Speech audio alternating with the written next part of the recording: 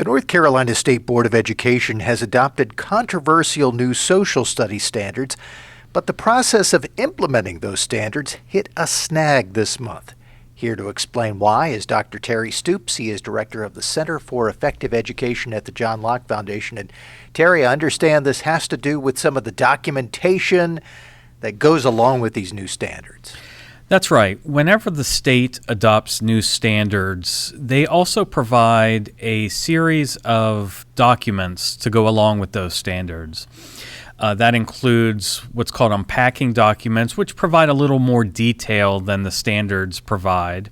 A crosswalk, which means is a document which allows teachers to take the previous standards and translate them into the new standards, and then various other materials that will help them work through the standards. And in the case of the social studies standards, that includes a glossary.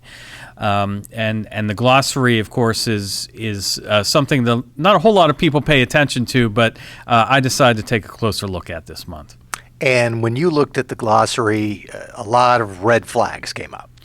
It did. The first red flag was the fact that there were no sources provided for any of the definitions, and I found that strange, so I put in a public information request with the Department of Public Instruction to get the sources of those definitions. And when they came back, I was not satisfied with the sources that they provided because they were very general and they didn't really talk about the specific entries for each of the glossary terms and where they came from. So I decided to see if I could find out, and entered some of the key phrases into Google to determine where these definitions came from, and I found that they came from all manner of places on the internet. Some places and some sources were much more reputable than others, and I found that some definitions were just completely wrong. Speaking of reputable versus disreputable sources, you found some interesting websites, Wikipedia pages, even one term that came from a fashion company. Yes, that's right. Well, we'll get to that one first. That is the definition for human rights appeared to come from H&M, a company that's had a lot of problems with human rights when it comes to child labor and other practices that they have been involved in being able to manufacture their clothing. And some places, or some of the definitions came from Wikipedia, came from standard online definitions, but a good number of them came from social justice and critical race theory websites. And these are websites that I think are probably not good places to get a definition for some of the terms that are going to be used by teachers across the state, and that are going to be used for really informing teachers on how to implement these standards.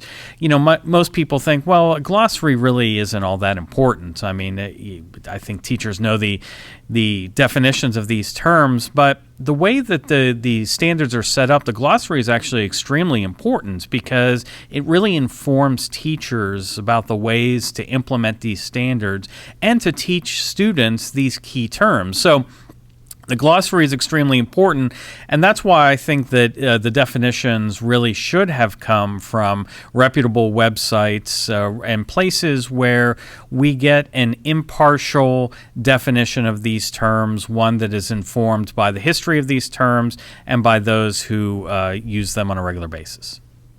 I mentioned earlier that this hit a snag, and that's because the standards came out just before Memorial Day weekend. They were to be discussed and perhaps voted on the following week. You wrote about the issues that you just identified, and at the State Board of Education meeting, people looked at what you had written apparently and saw that there were some issues that needed to be resolved.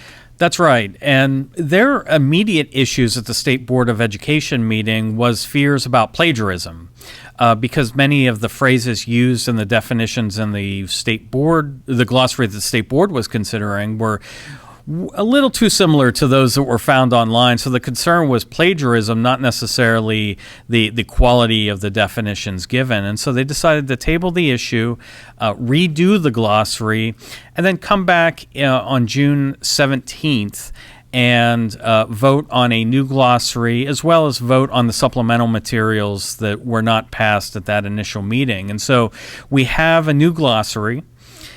Each of the terms, I'm proud to say, has a source attached to it. They come from reputable places, reputable websites, and sources.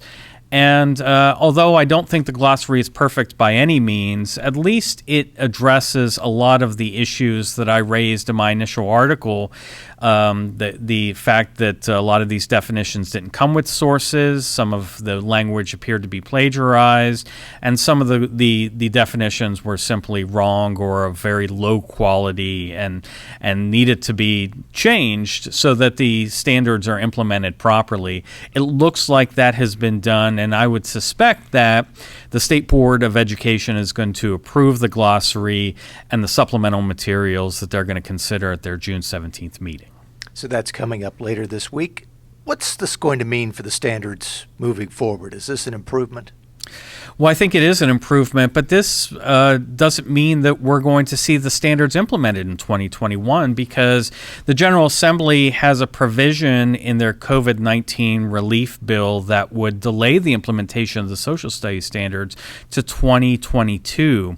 Now, the Senate decided not to go along with that House provision, the bill that House provision is in, and so a conference committee is going to have to determine what they're going to do with the social studies standards provision. There was concern among members of the House, Representative Jeffrey Elmore in particular, that because the supplemental materials haven't been approved and we're getting far into the summer where teachers are starting to plan for the next school year, that maybe it would be better for planning purposes to delay the implementation of the social studies standards to 2022. I think Representative Elmore is exactly right. I don't think it makes sense to rush the implementation of these standards, and so it's my hope that the conference committee that is considering the legislation that contains that delay in it will keep that in the bill, and that it's something that will end up being passed by the General Assembly and approved by the governor. I think it's best to be cautious about the implementation of these standards, and let's do so when we're truly prepared to implement these standards in a way that we all can feel good about, rather than trying to get it done as quickly as possible. As this process moves forward, one person who will be watching very closely is Dr. Terry Stoops. He is the director of the Center for Effective Education at the John Locke Foundation. Thanks so much, Terry. Thank you.